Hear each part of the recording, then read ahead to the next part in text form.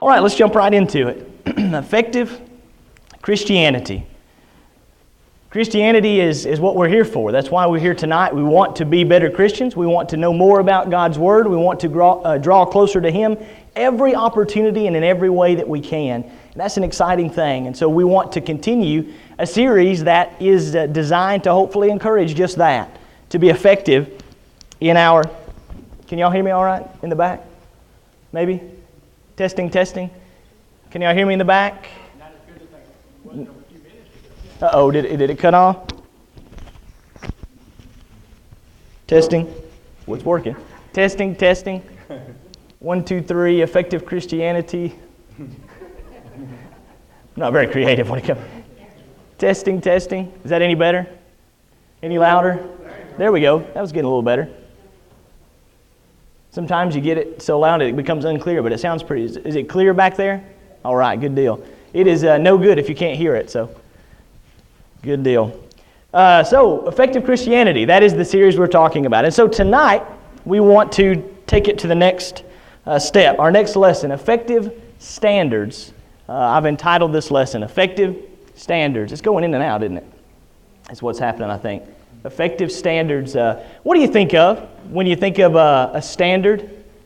What is a standard exactly? A guide to go by. Yeah, I like that. A guide to go by. You know, it's similar to goals. We talked about effective goal setting, and it's similar. But when I think of a goal, I think of something you're trying to do, a point that you're trying to reach or get to. But a standard, you might say, is on the flip side. It's kind of, as we're going to discuss it, something you want to avoid doing. Here are the standards. Here's the boundaries that I've set for my life, and I'm not going to cross those boundaries. Right? This is about fidelity. This is about faithfulness, about setting a moral compass for myself and sticking to it and not crossing those lines, not getting over those boundaries. Think about a restaurant that says that they have a high standard of quality. What does that mean to you?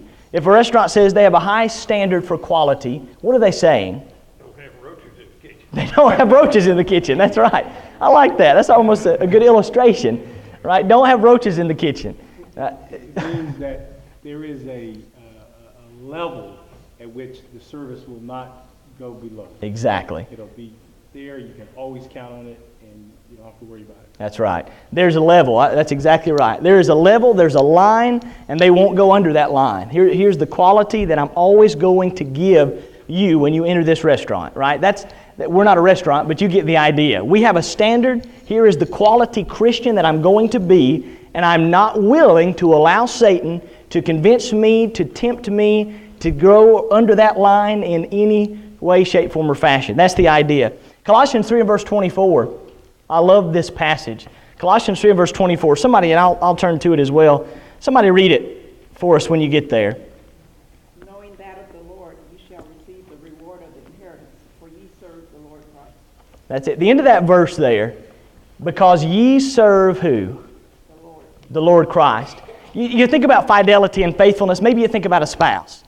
And you think about how important it is to be faithful to your spouse. Is that important? Of course it is. Very important. But when we talk about being faithful to the Lord, and it's interesting because in our day and age, you've got this mindset that, how faithful does the church really have to be? I mean, can't we move around and cross these boundaries and add new things and make these changes? But if it's important to be faithful to a spouse, it's that much more important to be faithful to the spouse of all, as it were, Jesus the Christ. Being the bride of Christ, being married to Him, we've got to be faithful. Paul says, you serve the Lord Jesus Christ. That means something, right? We need to remember who we're serving. When I wake up in the morning and I tell myself, this morning I am serving today, I'm serving Jesus Christ. What does that do? What effect should that have on you to wake up in the morning thinking about who you serve? You set your standard for that day. You set your standard for that day. Does that set the bar high? You bet. You bet. That's why we talk about waking up to a morning of prayer or a moment of Bible study or something to remind you who you are and what that day needs to be all about. So let's talk about setting some standards. Let's talk about fidelity and faithfulness for just a moment.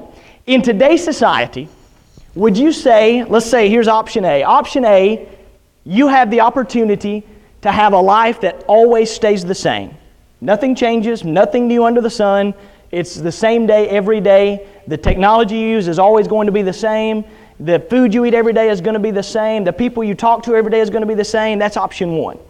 Option two, you have a life where everything is changing, right? The technology is changing. The people you meet is changing. Stuff at work is changing. Your relationships are changing.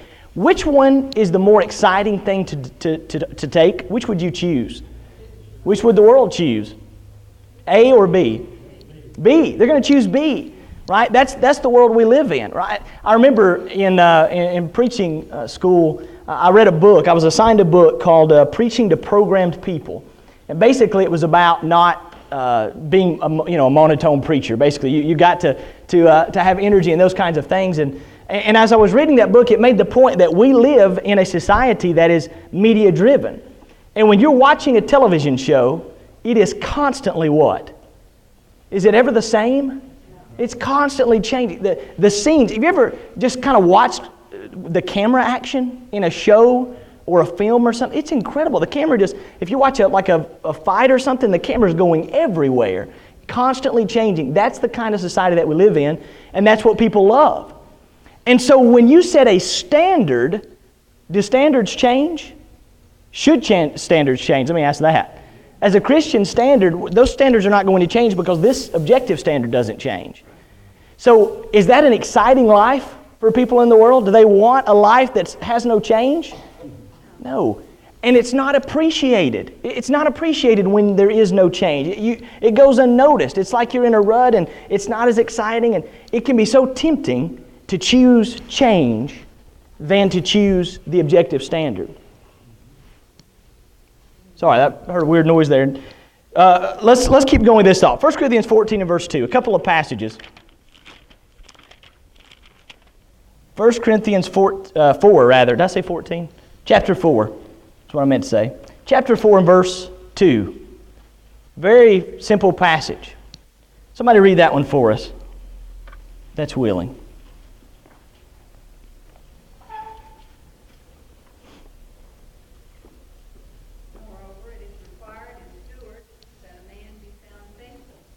Excellent. It's required that a man be found faithful. Simple passage, right?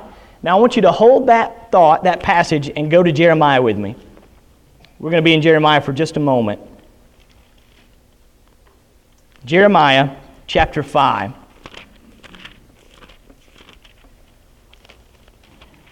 It's easy to read that passage, and it's easy to think, okay, I need to be faithful, sure. Right? I've got to be faithful to my Lord. I've got to set a standard, a bar, and I've got to stick to that bar. I've got to look at God's standard and to set my own standards that not are different from His, but that help me not to violate His standards. But Jeremiah 5 and verse 31, here's the attitude, and it reminds me a lot of the mindset of today's world. Maybe someone else that is willing, please read that for us. Jeremiah 5:31.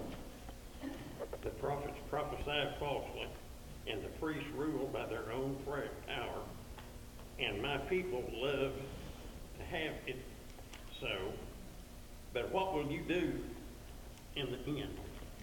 What an appropriate verse. You think about what was going on. The teachers, the prophets, those that are teaching the Word of God, they're teaching so how, according to that passage? Well, everybody likes what they're saying. Well, everybody likes what they're saying. They're teaching falsely, but they like what they're saying, don't they? In fact, he goes on to say that the priests bear rule by their own means. They're doing it their own way, in other words. And the people react how? They love it. They love it. This is different. This is fresh. Nothing wrong with fresh and new. Don't misunderstand me. But when we're changing, I'm not talking about expediency. I'm talking about the standard. When we're changing God's standard and we want to add these new things in and make these changes, and it's happening all over. This is something we've got to constantly battle because even our neighboring congregations around us are dealing with some of this. Verse 31, but here's the question. Sure, you love to have it so. Maybe that makes it more exciting for you. What will you do in the end thereof? What's he getting at? You choose to go down this path. You choose to go down path B, and the question that you can't answer in a positive way is what?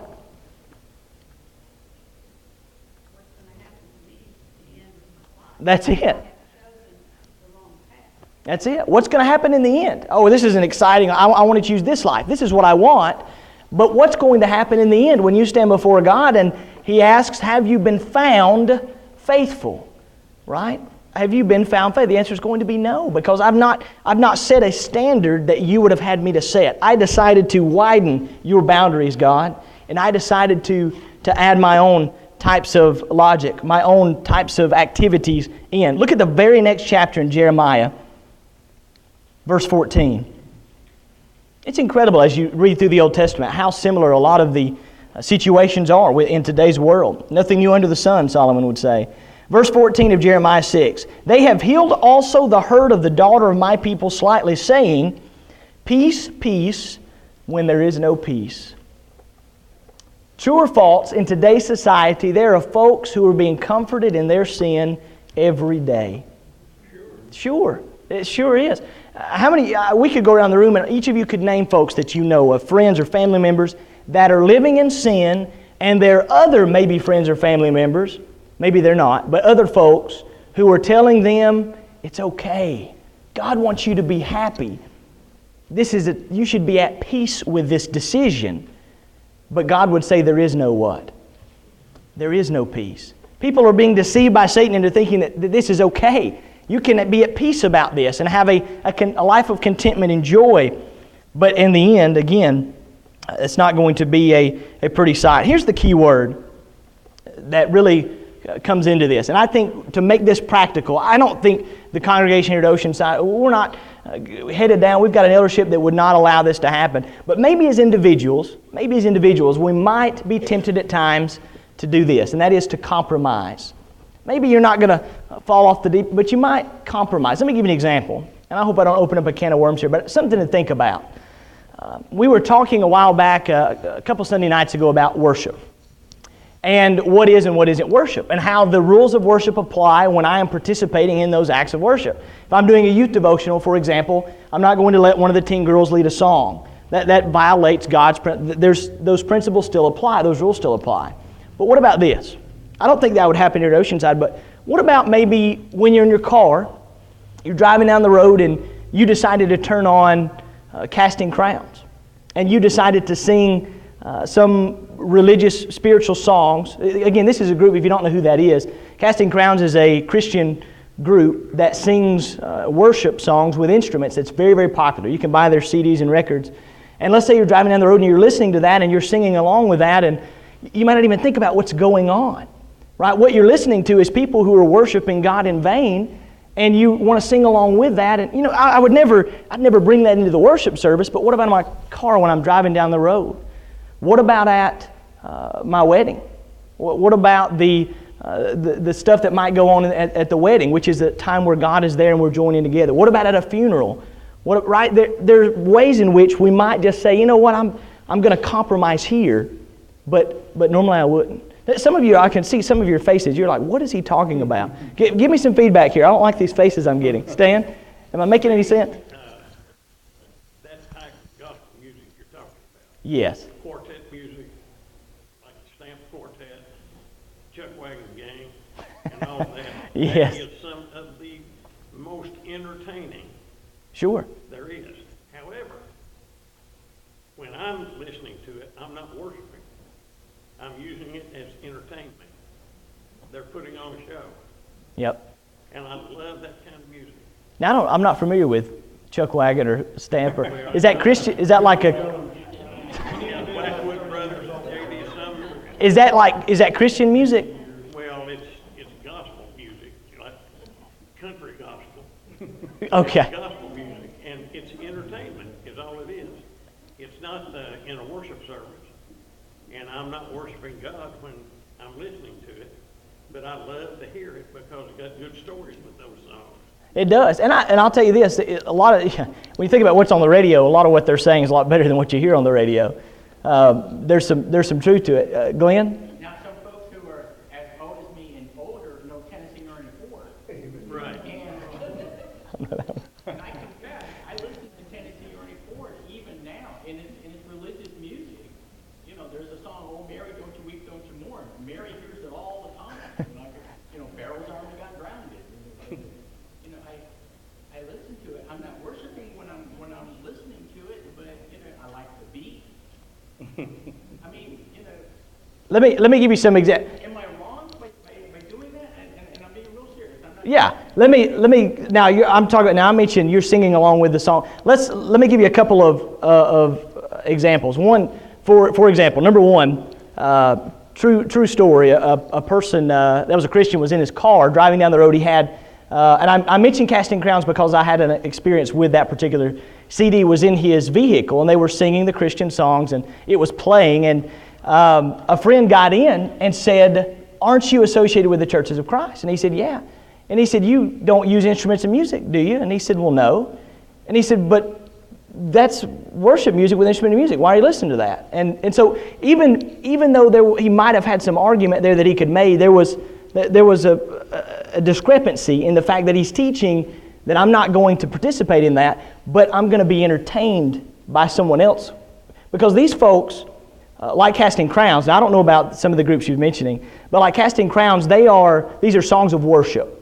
They are worshiping God, and so you're buying that soundtrack and supporting what they're doing and what the message that they're sending out. Not the Tennessee, I don't know anything about the group you mentioned, but this Casting Crown group. And you are driving down the road listening to it, so it's just like entertaining yourself with any other sin. I'm not trying to be rude, but if what's going on is sinful, then you're entertaining yourself with something But the question is, who is this group? What are they doing? Are they worshiping God, or are they singing? You know, like you might listen to a song on the radio that mentions God in it, but that song is not written as a song to worship God, if that makes sense. Maybe we're drawing some thin lines here, but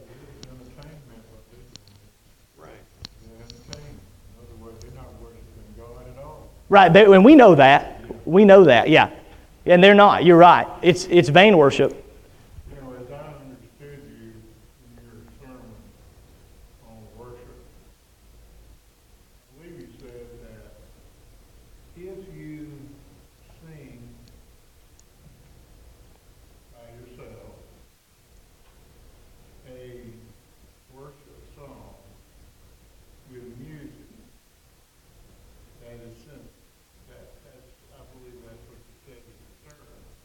But to bring it really close to home, in the sense that there are churches of Christ who have weddings with music because they say the wedding is not worship.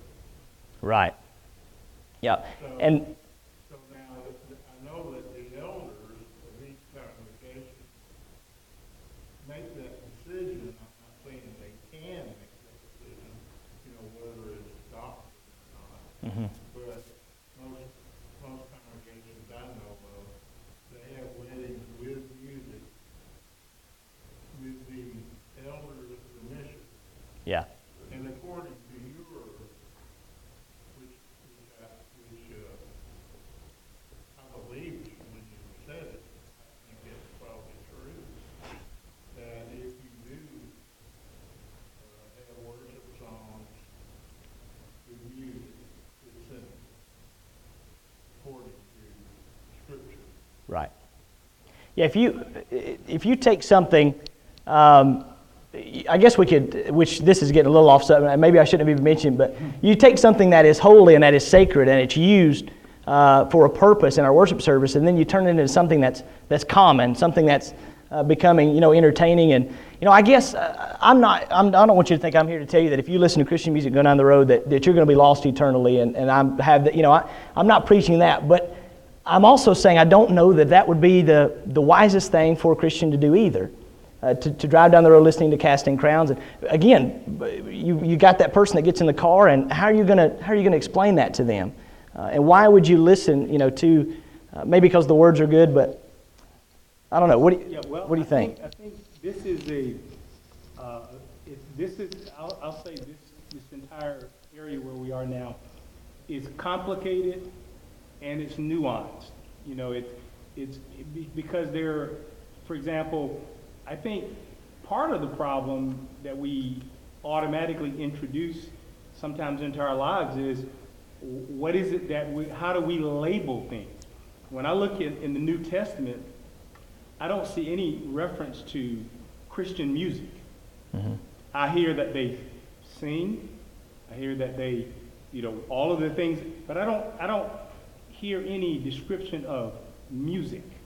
So when we fast forward to the 21st century, when people do things for commercial purposes and other reasons, and they sell things, and so we say, okay, well, this is, we label things, and then sometimes we get in trouble by the labels that there are. Like I don't know how to say what's Christian music. All I know is what the New Testament church did. Right. That they sang, and they followed the apostles' example and doctrine in that. Now, when we get nowadays where we have markets for everything, and markets satisfy our curiosity and our sort of need for entertainment and all these things. Now, see, we have a different kind of a proposition going, and so we have to be careful both ways. We have to be careful to not bind in a way that God hasn't bound, but also at the same token, we've got to look at the fact that what are we introducing to ourselves in a modern society? Are we really going beyond just a simple what we see in the New Testament to try to reconcile a modern society with ancient principles? And so everybody has to think about these things individually, and the elders can do their best, but these are things. For example, you could go to the movie theater and you could see a movie that has reverential references to God, and that can somehow encourage you and inspire you. Mm-hmm. But then, is it a sermon? Is it a class? We have to be careful about things like that. And so, I think the idea, for me, I don't really listen to any music at all. Now, I do listen to other forms of music that are not that wouldn't be Religious. confused. Yeah. Because they don't have that theme. I mean, if it could be Mary Had a Little Lamb, a song. I might have some use for that. I might have grandkids or something. Right. So I'm playing Mary Has a Little Lamb. So you know what I mean? We have to be careful. But the closer you get to, that fine line, the more we have to have our senses tuned to really what is it that we're trying to accomplish, and how is it that we are distinguishing ourselves from the world. And that's something that every individual has to do constantly. Yeah, it is. It is an individual. Larry? John 4:24 tells us about worship. Mm-hmm. And there are three elements to worship. One, it must be directed to God, and it must be in spirit and in truth. Mm-hmm. So if I'm listening to Tennessee Ernie Ford, and I'm singing along with it, and I'm saying, well, I'm going to glorify God in singing this song, then I'm trying to direct it to God in an unscriptural way. Right. But if I'm singing as entertainment, it is not intended, it's not directed toward God, it's directed to me. Right. That's what's happening in the denominations and in the church today.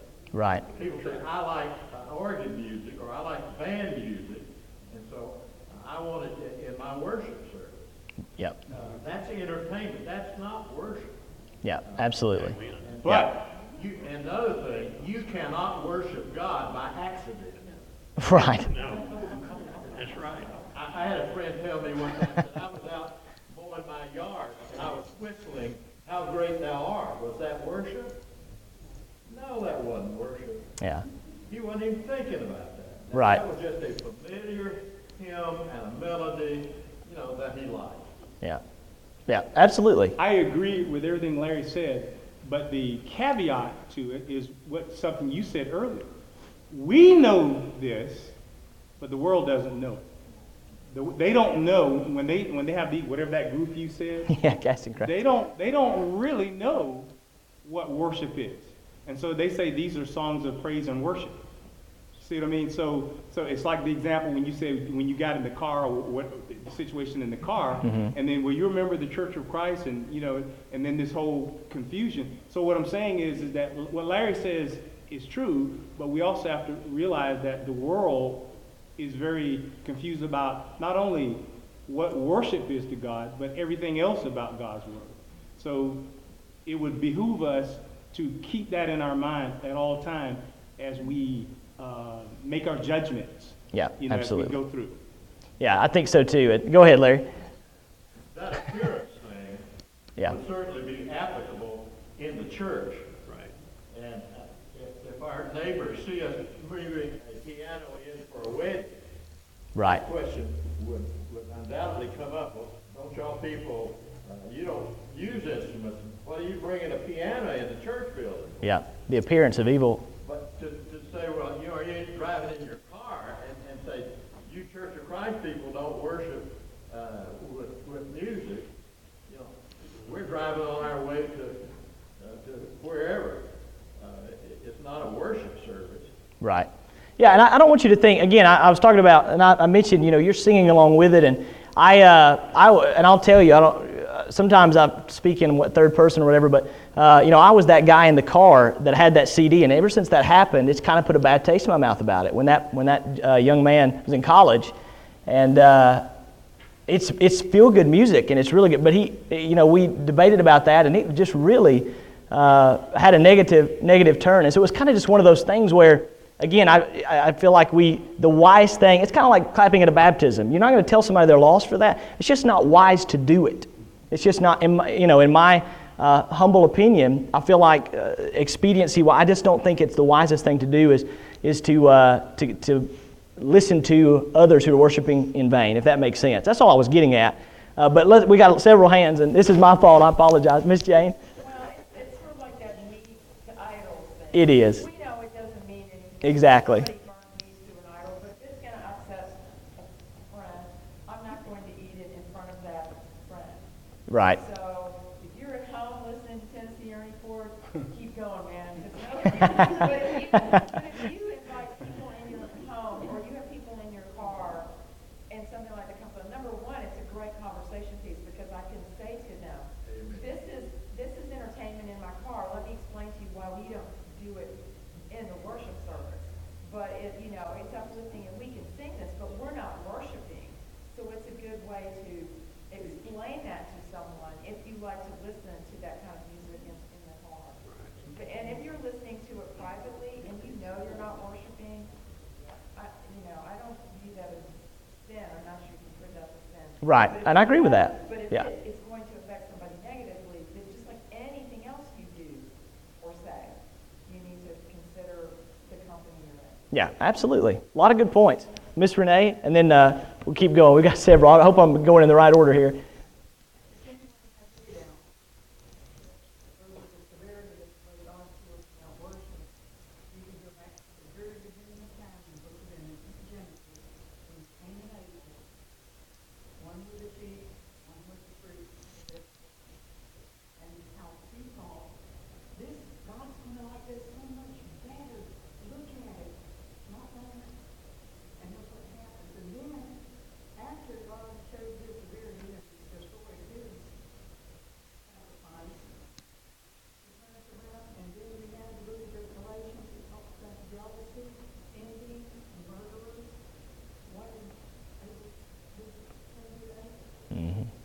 Certainly was motivated by envy.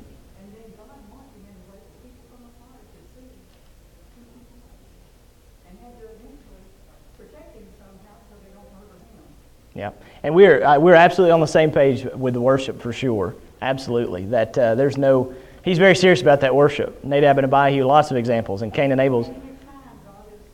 Yeah, you got it. Yes, ma'am. Amen. Absolutely. Yes, ma'am.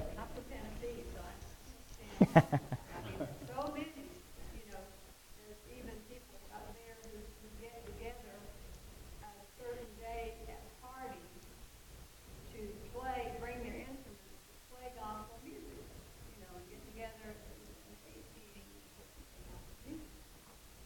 So if I'm listening to something like that and a song comes up that says, give me that old time religion, give me that old time religion, and I'm just singing and enjoying myself and singing, and I'm singing, give me that old time religion, it's good enough for me. What a lie. What a lie. I'm singing. Because it's not good enough for me. Yeah. Old time religion, I don't even know what it was, but I like the beat. I like the song. I've heard that one, yeah. But there are CDs of choral music for enjoyment and for work and for gospel songs and things that have upbeat, that are Good messages. Yeah. So inspirational and enjoyable. That's a good word for it. to listen to. Sure. But, so we have to be careful. But I know, I've heard Tennessee Ernie Ford and all the gospel, songs, and then they can just make you weep, Oh, sure. And let me clarify before I'll go back over to Glenn, who was next, but let me clarify too, I think gospel music, if I'm not mistaken, this category we're discussing, these are folks their intention is to entertain with their music. But what I'm talking about in this group I'm calling Christian music is folks who are, their purpose is to worship God and for you to be entertained by that worship. And they're teaching false doctrine in their songs. And so let me at least clarify that. I think gospel music and Casting Crowns are two different categories in a sense. I'm not talking about a group that's, you got to be kidding, a group that is just their purpose is entertaining. I'm talking about a group whose purpose, and the guy that got in my car, he knew this group. And he knew that they were, they believed they're worshiping God. And their music is very moving, very inspiring. But it's false doctrine and it's vain worship. But I think gospel music is probably, and that's what, these bands you're mentioning, I didn't realize what that, that's what you're talking about is, yeah. And we do need to be careful with the words they're saying. It's a good point with the false doctrine. Let me jump to Glenn. I have a 10-album set from Lubbock Christian College choir from many, many years ago. I listened to it too, and it's a cappella. And likewise, it's not for worship. I listen to it. Yes. Yes. Yeah, I think we're on the same page. I think my mistake in the beginning was nobody knew does anybody know who Casting Crowns is? Okay, a couple of you do. So would you say, you guys that know, would you say there's a difference between gospel music and Casting Crowns? Miss Susan? Casting Crowns and Ministries, they do use their music to promote their genre of worship. Exactly. And to get people to come to worship God through just expressing and saying a few words. It's not scripturally. Right, exactly. Exactly. That's their genre. Yeah, it's a little different than Miss Sarah. Yeah, the Casting Crowns and all those different Christian groups that they call themselves, if you watch the music videos, it'll really tell you a lot about them. Yes. There's the raising of hands, Mm-hmm. and bowing down to the group, and the saying of a prayer, and they're saved, and all that different stuff. You can really tell the difference whenever you watch them. Yes, yes. A lot of times on their CDs that have in there, like the sinner's prayer and stuff like that. Exactly. Yeah, it does. It's very true. And so I apologize because when I mentioned Casting Crowns, you probably connected that with Tennessee, whatever it was called. Tennessee Forbes. Yeah, so that was my mistake. But I think we're on the same page with that. Mr. McDaniel. You never heard of Tennessee before. You need to go home and Google Yeah, I do. and listen to him. Yes. Tomorrow you'll probably listen to him again. You probably listen to him again. There you go. But here's something. Yes. Maybe one step further. Yes. The other day, in the sermon, you kept saying, which I just love, Well, over thank and you. over again, you kept saying, this is a word picture. This is a word picture. And I don't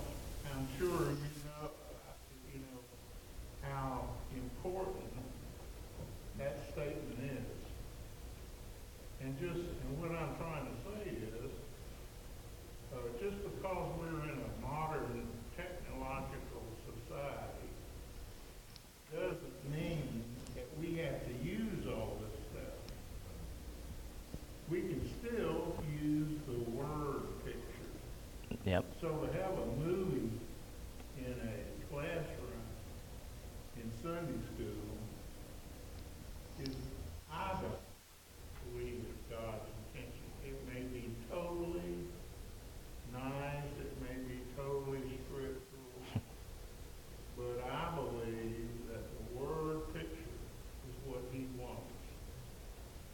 And all this other technology,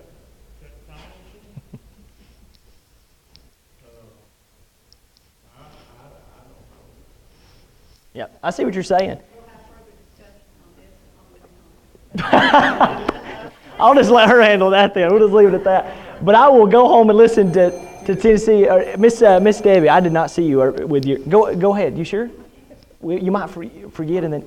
One of the reasons I personally avoid anything that's considered Christian music or music that's set to instrumental music. Yes. That's singing Christian, Right. so-called Christian songs. Yes. Is because if you're in somebody's presence, once you accept that, then the people who listen, who know that you're listening to that, start thinking that everything else that they do is okay. If they're not Christians. Start putting you in the same category as them. Yeah, that's a connection you don't really want to have. Exactly. So yeah. It's okay if you listen to this kind of music, then you're just like me. Right. Exactly. That's one of the reasons that I. That's a very good point. Very good point, Larry.